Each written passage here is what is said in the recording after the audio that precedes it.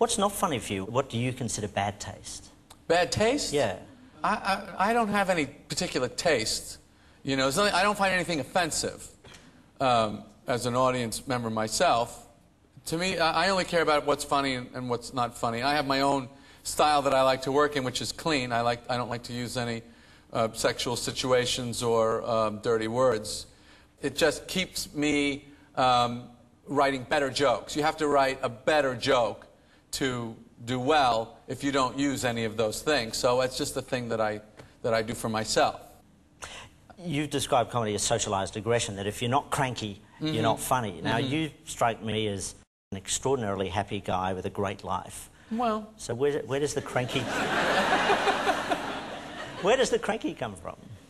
Well, you're born with that. I mean, I was at a restaurant, an absolutely magnificent restaurant I was taken to before the show today.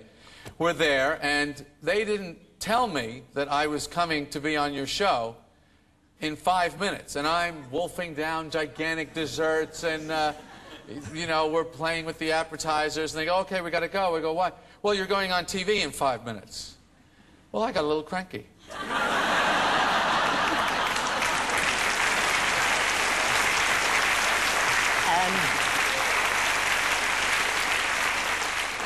Because I have a limited imagination, what do you like when you get a little cranky? I see why you call the show Enough Rope. I understand that now. Well, I try and be funny in the cranky. Because you want to continue to entertain. Although in this particular moment that I'm describing to you, I was not being funny. I was saying things like, oh, good planning, everybody. Sitting there going, I'll have another chocolate cannoli TV in 5 minutes.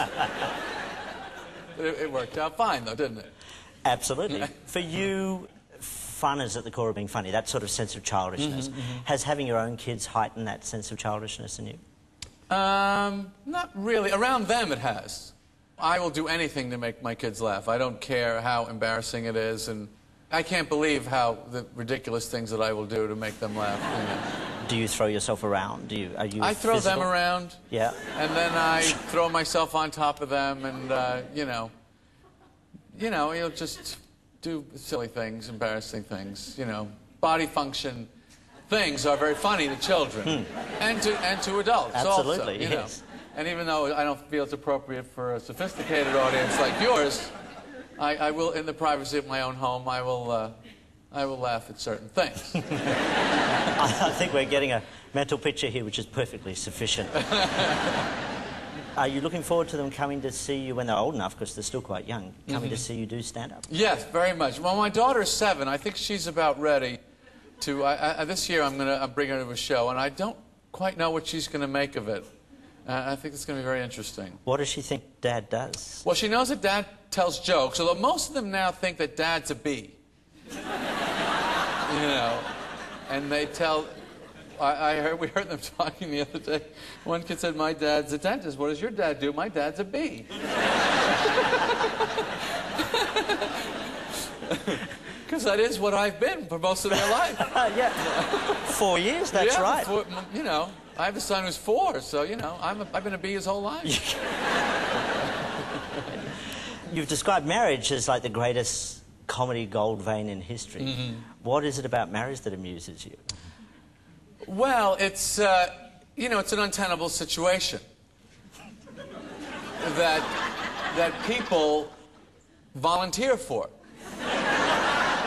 And then have to figure out, how am I going to survive this, you know? Well, that's what you call a good comedy premise.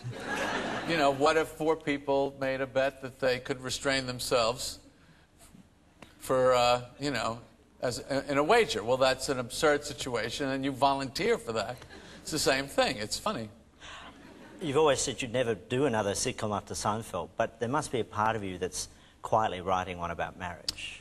There is. Because all my friends are married, and I always think of, gee, if all the stuff that we do, you know, I would love to do it in a sitcom, and I guess if I did another sitcom and it would be about marriage, I'd just call it Mrs. Seinfeld.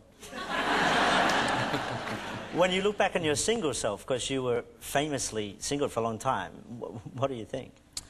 Well, to me, the funny thing about being single, see, when I had married friends, and I wouldn't visit them when I was single because I thought their life was so pathetically depressing. And then, now that I'm married, and I have single friends, and I feel I don't really like to be with them now because I find their lives trivial and meaningless. And I think in both cases I was correct. But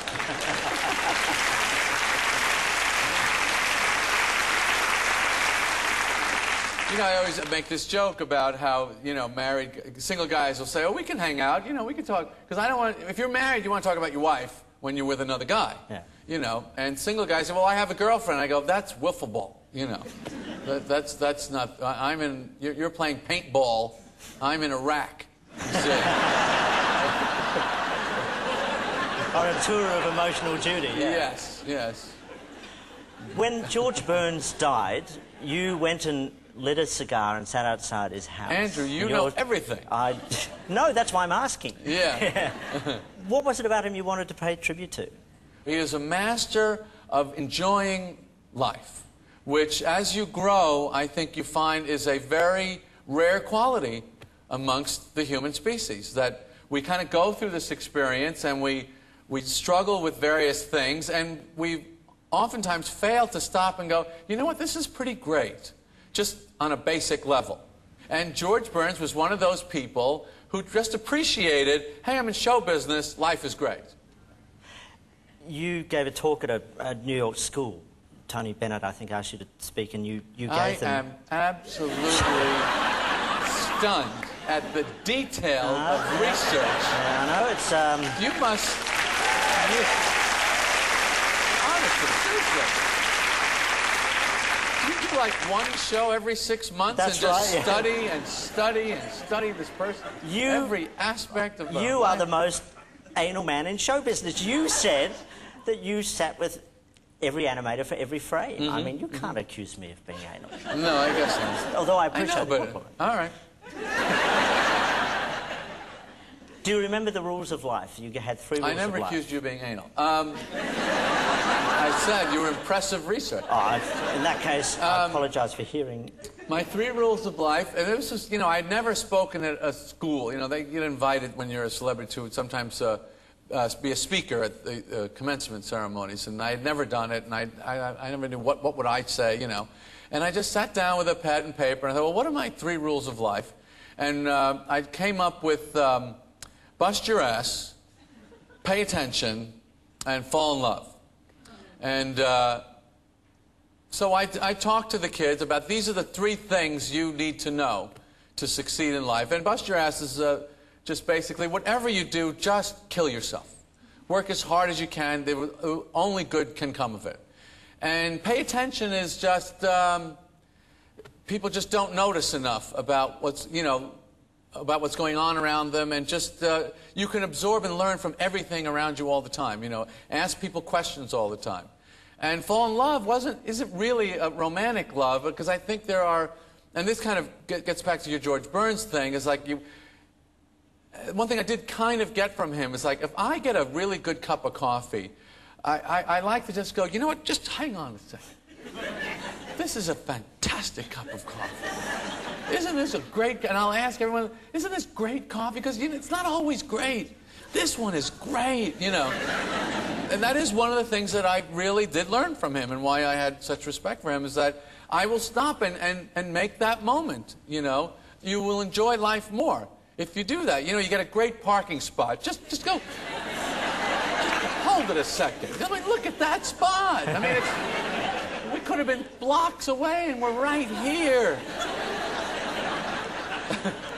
See, that to me is wisdom. I think you've learned wisdom, which is a rare quality. It is a kind of wisdom, yes.